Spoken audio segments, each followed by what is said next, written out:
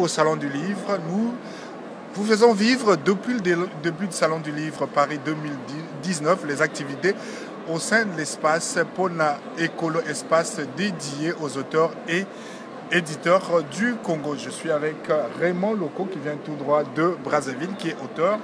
Bonjour Raymond. Bonjour monsieur le journaliste. Vous êtes auteur d'une douzaine d'œuvres dans des genres différents, le théâtre, le roman et le recueil de poèmes. Vous êtes arrivé sur Paris avec deux livres, La canne sacrée du maître, tome 1, et La canne sacrée du maître, tome 2. Vous êtes un habitué du Salon du Livre. La première fois à Paris, c'était en 2013. Là, on se retrouve en 2019. Alors, comment vous vous sentez tout droit, Brazza et Paris pour un nouveau salon? Mais je me sens comme un poisson dans l'eau. Du fait que, je suis déjà habitué au salon et je sais qu'on vient ici, ce n'est pas pour perdre, mais c'est pour gagner. C'est un rendez-vous du donner et du recevoir. Donc, je ne peux que me sentir très à l'aise au cours de ce salon 2019. Et vous nous amenez deux œuvres, donc on aura le temps d'y revenir. Alors, comment vous voyez le cadre? Je pose toujours la même question à ceux que je reçois. Le cadre était, il y a 2 ans, 3 ans plus grand. En 2013, c'était vaste. Et là, en 2019, il est plus réduit. Est-ce que ça change quelque chose pour vous? Est-ce que ça vous déstabilise ou bien c'est pas important? Bon, c'est important d'avoir un grand salon. Quand on est déjà grand, on ne veut pas reculer, il faut aller de l'avant. Hier, c'était un grand salon, je crois de 30 mètres carrés. Aujourd'hui, c'est 9 mètres carrés. C'est pour un grand pays de culture, ce n'est pas une bonne chose. Ça, on ne peut pas s'approcher pour ça. Mais plutôt, il faut repartir aux bonnes habitudes que nous avons, d'avoir un grand salon où tous les Africains même, les Africains même de la diaspora même, venaient prester dans notre stand. Ça, c'était une très bonne chose. Et ce qui est un fait curieux, c'est que ce n'est pas l'État en tant que tel qui est... C'est Pona Ekolo. Ça aussi, ça interpelle? Oui, Pona Ekolo, je crois qu'il fait pour honorer la République, parce que même ici en France, toutes les entreprises ne sont pas étatiques, voilà, mais pourvu que ce soit une entreprise qui honore grandement le pays. Mais cette petite entreprise ici, je crois que ce n'est pas à la hauteur de la culture congolaise. Voilà. On va y revenir au cours de l'entretien. Raymond Loko, La canne sacrée du maître, c'est le tout dernier, plus La canne sacrée du maître, tome 2, paru, les deux chez l'Harmattan Brazzaville. Alors, on n'a pas encore eu le temps d'aller en profondeur de l'œuvre. Il parle de quoi, La canne sacrée? J'ai lu qu'il y avait 2 hommes qui faisaient le trafic de diamants en passant par le fleuve. Et il y a un drame qui se produit. Oui, évidemment, il y a un drame qui se produit au cours d'un des voyages. Et l'un d'eux va trouver la mort. Et celui qui est sauvé, le rescapé, il est sauvé grâce à cette imitation d'une dame qui était dans l'équipage, qui était sur le point de mourir. Mais avant de mourir, elle va crier « Seigneur Jésus, sauve-moi, Seigneur Jésus, sauve-moi ». Et finalement, cette dame avait la tête hors de l'eau. Et lui se disant que non, il faut quand même que je puisse exploiter, le canot. Et il a exploité ce canal-là qui a fait que finalement, lui aussi, il était sauvé. Puisqu'ils ont tous deux perdu connaissance. Et quand ils reviennent à la vie, ils étaient à la berge, sauvés de justesse. Et à partir de ce moment-là, il va prendre la décision de servir ce Dieu qu'il ne connaissait pas. Au passage, je te dis que ces 2 jeunes hommes, c'était des fumeurs de chanvre, c'était des déboussolés, des gens sans repère quand même. Sauf que, ils faisaient le trafic de diamants qui leur apportait quand même quelque chose. Donc, si on comprend bien, il y a eu révélation, une sorte de chemin de Damas pour le garçon au moment où il s'apprêtait à mourir. Et il a reconnu qu'il fallait qu'il croie en Jésus-Christ pour être sauvé. S'il vous plaît, pour être sauvé. Est-ce que ce n'est pas un appel à la vie christique que vous faites? Oui, c'est un appel à la vie christique. Je vous dis au passage que ce livre, je l'ai écrit à partir d'un témoignage vivant, un témoignage vrai que j'ai entendu dans une des églises à Brazzaville. Et que ça s'est passé dans ces conditions-là, où une personne, un jeune homme a été sauvé grâce à l'imitation de cette parce qu'il a crié le nom de Jésus. Et pourquoi le titre La canne sacrée du maître? La canne sacrée du maître, parce que dès l'instant où il a pris la décision de servir Christ, il s'est mis à rechercher la parole, il s'est mis à chercher la voie pour arriver là et dans cette recherche, on va lui donner, révéler qu'il doit avoir une canne, on va lui donner une canne, et ce qui a été fait, et cette canne avait des prescriptions et des instructions qu'il devait suivre. Malheureusement, pour un petit coup de rein, il n'a pas suivi ces instructions-là, la canne est repartie, et voilà pourquoi nous souffrons. Un petit coup de rein. Oui, voilà pourquoi nous Donc souffrons. il a cédé à la tentation, il n'a pas été fort. Est-ce qu'on ne retrouve pas le côté un peu religieux, spirituel des romans locaux dans... Bon, il y a les deux côtés, parce que je sais faire la différence entre le côté religieux et le côté spirituel. Mais j'aime mieux le côté spirituel, parce que le côté religieux, ça me met dans certaines contraintes qu'il ne faut pas faire ceci, qu'il ne faut pas faire cela. Tel que quand je dis aux gens que pour moi, Satan est un serviteur de Dieu, les gens me crient que blasphème. Écoutez, je dis, mais écoutez, moi je ne vois pas comment ce Dieu-là peut laisser Satan vivre pendant longtemps, lui qui a commis le forfait dans le jardin d'Éden, qui fait que nous souffrons jusqu'à aujourd'hui, ce Satan-là soit béni d'une éternité, et que nous qui étions des victimes, nous vivions, si tu as vécu... Il n'est pas béni, il est maudit. Non, on ne peut pas le maudire en lui donnant l'éternité. Et s'il n'arrive pas à le tuer jusqu'à aujourd'hui, ça veut dire qu'il n'est pas Dieu. Voilà. Donc il y a beaucoup de problèmes que je pose, dont la spiritualité me permet de poser. Mais la religion ne m'aurait pas permis. Quel genre de problème donc sur cet aspect? Sur ces aspects-là, où bien, au commencement on était deux. Mais comment au commencement on était deux et aujourd'hui on est des milliards? C'est pas possible. Et le commencement-là, nous étions de quelle couleur? C'est une vaste question en fait qui ouvre un champ large sur les possibilités. Et Roman, vous n'êtes pas sûr, comme je l'ai dit, vous êtes là avec vos deux ouvrages, les tout derniers. Vous êtes encore auteur d'une douzaine. J'ai Le Labyrinthe des Roses qui est un roman paru aux éditions Langlois Cécile, et puis Le Pont de l'Indépendance, un recueil de poèmes. Alors, un recueil de poèmes qui parle, qui est inspiré donc du pont qui a été construit à Brazzaville. Oui. Comment un pont peut inspirer un écrivain? Alors, dites-nous un peu. Bon, mais ce pont-là, je pense que quand je suis passé dessus pour la première fois, j'étais à bord d'un taxi. Mais c'est un beau pont, il est beau. Et j'ai dit au taximan qui était à côté de moi que moi je trouvais ce pont-là, il est très beau. Mais lui, bon, ça ne lui disait rien. Il avait l'habitude de passer dessus. Même pas l'habitude, parce que bon, il est certainement contre le régime en place. Et donc il s'est dit que non, mais ce pont-là, ça ne lui disait rien. Et il s'est dit que le roman local est... Il est pour le pouvoir. Et ça m'a fait réfléchir. J'ai dit, écoutez, je dois écrire. Et ça m'a fait l'effet que j'avais eu quand j'ai visité le monument de la Renaissance au Sénégal. Au Sénégal, c'est quel effet? Ça vous a touché au très fond de vous? Ça a remonté? Au fond de moi, oui, ça m'a Alors touché. que les deux ouvrages ne sont pas dédiés aux mêmes aspirations. Ah oui, bien sûr, bien évidemment, ce n'est pas dédié aux aspirations. Alors, Raymond Loko, qu'est-ce qui vous inspire, vous? C'est la société tout entière.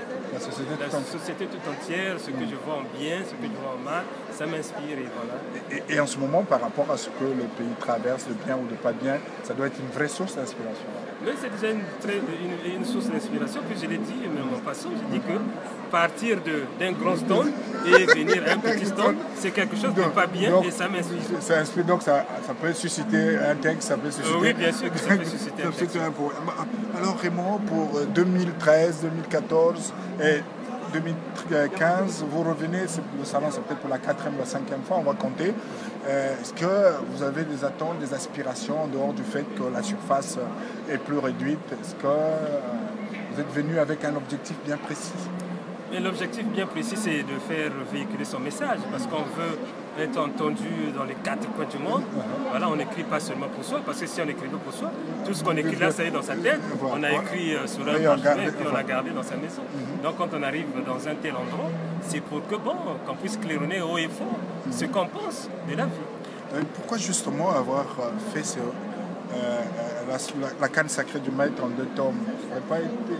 qui sortent pratiquement au même moment. Ça n'aurait pas été intéressant de le faire en un volume? Oui, bon, j'ai fait l'expérience. Quand vous avez un gros livre, il va coûter cher. Et par rapport à la rupture, comme on appelle ça au pays, par rapport à la rupture, donc le Congolais moyen ne pourra pas acheter ce livre-là. Donc, c'est préféré faire ça en 2 tomes, de façon que bon, celui qui aura lu le premier tome, il va se reposer. Quand il aura encore des sous, il va prendre le 2e tome. Et le gros livre, sûrement, a cet inconvénient d'inspirer la crainte. Quand on voit un livre de 500, 600 pages, on dire waouh, comment je vais faire pour le lire? Et en ce moment, que lit vraiment En ce moment, bon, Pas que vous lisez juste non, je ne lis pas juste mes ouvrages, hein. Je lis les ouvrages des autres aussi. Bon, pour le moment, quand je suis là et depuis hier, bon, je n'ai rien lu là. Je n'ai rien lu, je préfère dire la vérité. Est-ce que vous avez entendu parler de la plateforme des bâtisseurs? La plateforme des bâtisseurs. C'est une initiative de Itoine Dinga. Vous connaissez Itoine Dinga? Itoine Dinga, je le connais très bien et nous avons parlé, échangé depuis Brazzaville autour de cette plateforme, ce qui serait une très bonne chose si seulement elle pouvait bénéficier de l'assistance de nos gouvernants, parce que là, nous avons toutes les difficultés du monde pour arriver. Moi, je suis arrivé par mes propres moyens et lui, je crois aussi. Alors, bon, si ça continue comme ça, quel sera l'avenir de la plateforme? Or, il faut que la plateforme soit forte, voilà, et que les écrivains puissent participer au salon et, voilà, et être capables de pouvoir se publier et tout ça. Vous êtes venu par vos propres moyens. Pourquoi ce sacrifice entre guillemets? C'est juste par passion de l'écriture, c'est juste pour rencontrer les gens? Ou bien vous avez associé le voyage avec autre chose dans le cadre privé par exemple? Non. C'est par passion de l'écriture. Par passion de l'écriture. Et cette passion-là n'est pas faible, hein. Ce n'est pas une petite chose. Hein. Par passion, on peut se donner la mort. Oui, exactement. Voilà. Donc la passion, ce n'est pas une petite chose. Et c'est pas facile. Vous avez peut-être pu arriver par vos propres moyens. Les autres auraient peut-être aimé oui, arriver. Bien sûr. J'en ai rencontré plein là-bas qui voulaient bien arriver, mais qui n'ont pas de billets. Et voilà. Et moi, sachant que je devais arriver, ça fait 2 ans que je ne suis pas venu, je me suis préparé à mettre quelque chose de côté pour que j'ai le billet au moins d'arriver. Et par la grâce de Dieu, je suis arrivé au salon. Merci Raymond Loko, merci à vous. C'est moi qui vous remercie. On va vous souhaiter bon salon et on va continuer toujours à faire connaissance avec les différents auteurs qui sont dans ce stand, le stand Pona Écolo, le stand dédié aux auteurs et éditeurs du Congo. Je me dirige vers Madame Assia Printemps Jibirila, qui est auteur également, qui est une habituée du Salon du Livre. Bonjour. Bonjour. Un nouveau salon pour vous qui êtes habitué. Est-ce qu'il y a une attente particulière? Eh bien, ce qu'on espère, c'est que les lecteurs soient là, parce qu'il y a toujours chaque année de nouveaux livres à découvrir. Et alors, c'est vrai qu'aujourd'hui, on se retrouve dans un espace un petit peu plus petit, mais je pense que ça ne change rien à la qualité des livres et des auteurs qui seront présentés. Voilà.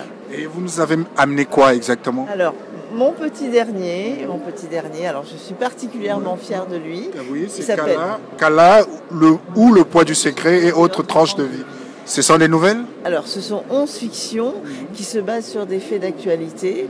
Je trouve qu'il est important, en fait, de pouvoir, moi, en tant que femme, de parler des choses et des problématiques qui me touchent. Là, par exemple, je voulais rendre hommage aux femmes de la République démocratique du Congo qui sont régulièrement violentées. Du coup, je cite aussi le docteur Mukwege et Nadia Mourad qui ont obtenu le prix Nobel de la paix. Je parle aussi de la problématique de certaines jeunes personnes qui sont enrôlées dans le djihad. Et je voulais surtout essayer de pointer la douleur de ces parents. En fait, si vous voulez, je pense que c'est réellement un livre à mettre entre toutes les mains, parce que j'y ai mis tout mon cœur aussi. Je parle aussi de l'homosexualité en Afrique, qui est une chose qui n'est pas toujours bien vue. Mais voilà, pour moi, je pense que c'est important de dénoncer ces choses-là. Je parle aussi de la prostitution en Afrique, parce que certaines jeunes femmes ne sont pas suffisamment mises en garde. Et voilà. Pour moi, Kala, c'était un peu c'est un peu une nouveauté pour moi, puisque celui-là, il a été écrit en auto-édition, c'est-à-dire que je l'ai réalisé de A à Z. La photographie a été faite par mon compagnon, les corrections ont été faites par mon frère aîné Edine et par ma marraine. Donc c'est vraiment une histoire de famille. Et puis voilà. Mais vous me connaissez bien, Anthony. Exactement. Et mais il n'y a pas que Kala ou le poids du secret et autres tranches de vie. Il y a d'autres œuvres, même si Kala, c'est la dernière née. Voilà, c'est le dernier né. Il y a aussi Afrique qui est sorti il y a 2 ans. Alors celui-là, il est fait en 3 parties. Je pense que vous le connaissiez, vous l'avez peut-être lu. Alors, celui-ci, il est fait en 3 parties. La première nouvelle, c'est l'histoire de 2 jeunes filles au cours d'une guerre civile et les stratégies qu'elles mettent en place pour pouvoir s'en échapper. Ensuite, vous avez 30 poèmes sur l'Afrique, parce qu'il est sorti à l'époque où le thème du printemps des poètes, c'était l'Afrique. Et la dernière nouvelle qui me tient particulièrement à cœur, parce que je rends hommage à mon grand-père vietnamien qui s'est installé au Congo. Exactement, vous êtes sur plusieurs, à cheval interculturel. Voilà. Et j'ai l'impression que la problématique de la femme, la problématique des violences et autres est très importante dans votre œuvre. Est-ce que c'est parce que vous êtes une femme ou c'est parce que vous êtes touché en tant qu'être humain? C'est à double titre. Je suis touchée en tant qu'être humain parce que je trouve qu'à notre époque, en 2019, il ne devrait pas avoir autant de violence. Par exemple, justement, vous parlez de violence. Dans Kala, je parle aussi de l'esclavage. On sait très bien qu'avec le reportage sur CNN, on a parlé de l'esclavage. Sauf que l'esclavage a toujours continué et il faut le pointer du doigt. Et si je suis aussi sensible à toutes ces violences, c'est parce que je suis femme, mais parce qu'également je suis assistante sociale. Et dans le cadre de mes permanences, je rencontre des femmes qui ont été violentées. Et si moi, en tant que femme, je ne leur tends pas la main, qui le fera? Exactement. Et pour vous, qui êtes habitué du salon, ça serait quoi un salon réussi? Alors, un salon réussi, ce serait de nombreux lecteurs, de nouveaux écrivains. Et puis du coup, je me permets de lancer une alerte aux maisons d'édition parce que je trouve qu'il est très très difficile de pouvoir avoir accès aux maisons d'édition. Alors c'est bien, les grands sont là et tant mieux, mais il faut penser à nous aussi qui sommes des petits écrivains. Et quand je dis petits écrivains, ça n'est pas du tout péjoratif. Si on continue à écrire, c'est parce qu'on aime la lecture et qu'on considère avoir un devoir de transmission. Donc les éditeurs, venez voir les petits auteurs comme nous. Merci Asia. Merci Anthony, merci beaucoup. Et surtout bon salon. Merci, puis merci à Epona de nous avoir reçus. Merci à vous également. Restez calés sur Ziana TV, la suite c'est bientôt.